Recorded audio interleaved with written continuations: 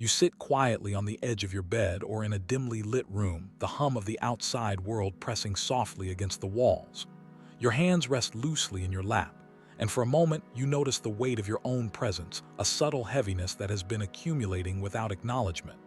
The air feels thicker, yet safer here, enclosed by the muted light and the absence of expectation. You do not have to speak. You do not have to move. You simply are. It may have started as a whisper inside you long ago. A quiet urge to step aside, to move out of the spotlight, to pull inward whenever the world seemed loud or unpredictable. Perhaps it arrived during childhood, in those spaces where your emotions were met with confusion or dismissal. Perhaps curiosity was corrected too sharply, questions were ignored, or your quiet moments were overshadowed by noise and demand. Over time, retreating into yourself became familiar, almost instinctive, not as punishment, not as defiance, but as survival. You notice it in your body first.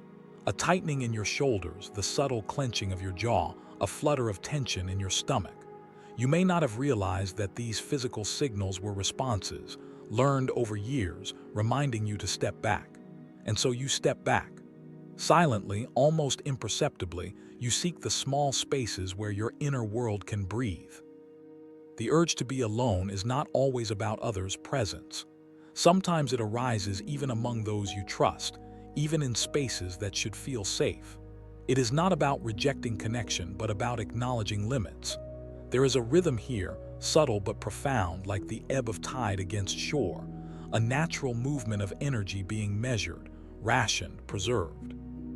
Perhaps you notice it when conversations grow long, or when voices overlap and expectations press. Even the sound of laughter or casual chatter can feel heavy, as if your energy is being absorbed without permission. In these moments, solitude is not simply a preference. It is a necessity, a quiet assertion of self that reminds you that your internal life matters. This pattern may have shaped many of your choices. You might have preferred corners, side streets, or quiet cafes over crowded spaces. You may have been seen as reserved, introspective, or even distant. But beneath those labels, there is an adaptive intelligence, an ability to recognize when engagement is restorative and when it is depleting.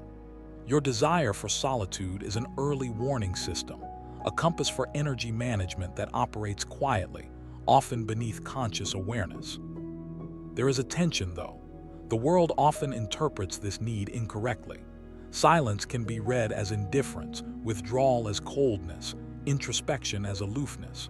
And this misinterpretation may create friction, subtle but persistent, between your internal experience and external expectation. You may feel compelled to explain, justify, or apologize for the spaces you need, yet doing so is unnecessary. Your need to step back is valid, and it is not a reflection of your care, interest, or capacity for connection. The experience is deeply embodied. When you honor the need for solitude, you may notice a softening of tension in the chest, a slowing of breath, a gentle release of muscles that have held themselves rigidly for hours or days. This is the body acknowledging relief, registering the quiet as permission to simply exist without performance. Solitude also allows space for thought and reflection. Ideas, sensations, and emotions that have been suppressed or layered beneath daily noise can surface. The mind finds clarity. Feelings that once seemed overwhelming or disjointed can coalesce into coherence. In these moments, insight is not forced. It arises naturally, as water finds its level. Your need for solitude may be interwoven with sensitivity, with awareness, with a heightened attunement to subtle energies in the environment. You might notice the smallest changes in tone, expression, or atmosphere, details that others miss. This awareness, while valuable, also carries weight, and the quiet spaces you carve for yourself are where that weight can be settled, acknowledged, and integrated. Yet this pattern can be accompanied by subtle guilt. You may worry that seeking alone time inconveniences others, or that it signals inadequacy. Awareness allows you to soften this self-criticism. Wanting to be alone is not a moral failing. It is an expression of self-care and attentiveness, a recognition of limits, and a preservation of coherence. Early experiences likely shaped this rhythm. Perhaps there were times when emotional needs were overlooked or dismissed, or when the response to vulnerability felt unpredictable. Over time, retreating became a safe strategy, a way to maintain integrity, avoid overwhelm, and preserve energy. These patterns, learned for survival, echo into adulthood, shaping behavior that feels innate but is traceable in origin. Awareness transforms these patterns from unconscious habit into intentional choice. By noticing when and why you seek solitude, you reclaim agency. You can decide the length, timing, and form of retreat. You are neither compelled to isolate entirely nor required to engage beyond comfort. Awareness gives choice, not obligation. There is also subtle resilience in this pattern. Solitude is restorative, not escapist. It allows you to process thoughts and emotions without pressure, to integrate experience, and to restore equilibrium. Returning from these pauses, you often find renewed presence, clarity, and attentiveness. The rhythm of withdrawal and return becomes a functional part of emotional life, a quiet navigation of energy, engagement, and attention. Even brief periods of solitude offer insight. You may notice physical cues, tightness in muscles, shallow breathing, restless thoughts, signaling that energy is low or that boundaries are near. Listening to these cues allows responsive care rather than reaction. Over time, you cultivate a subtle attunement to your own needs, a soft guidance system that directs when to step forward and when to pause. The intelligence of solitude extends beyond personal restoration. It creates space for perspective. In quiet moments, you may observe relational patterns, emotional rhythms, and recurring tendencies with gentle clarity. You notice not what is wrong, but what is true, how energy flows, where attention lands, and which interactions are sustainable. Solitude offers this clarity without judgment, allowing understanding to emerge naturally. It is important to recognize that solitude is not permanent separation. It is a temporary, intentional pause. In these spaces, the mind and body recalibrate. Reflection and integration occur, replenishing reserves that are otherwise consumed by constant engagement.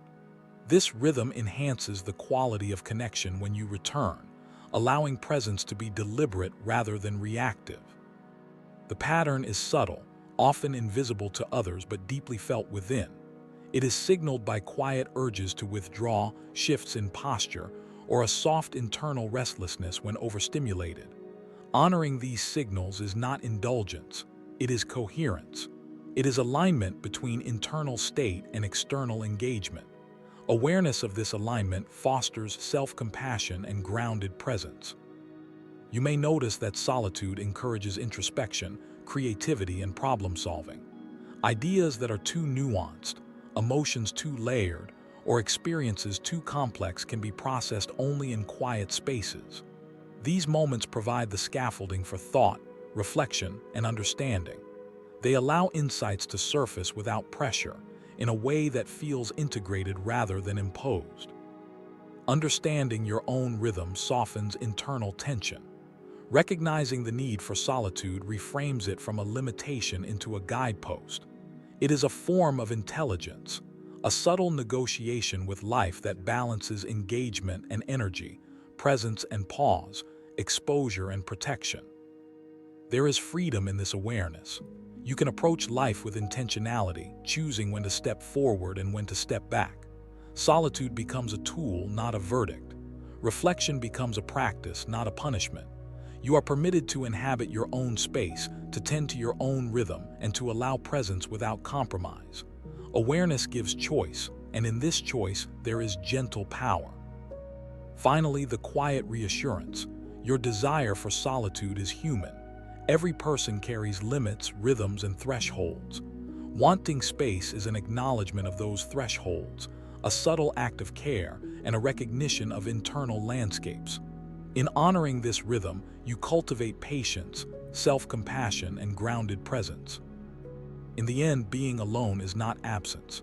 It is a space of restoration, clarity, and subtle insight. It allows you to inhabit life fully present, attentive, and coherent while honoring your own internal rhythms. In recognizing and embracing this need, you are safe. You are seen by yourself.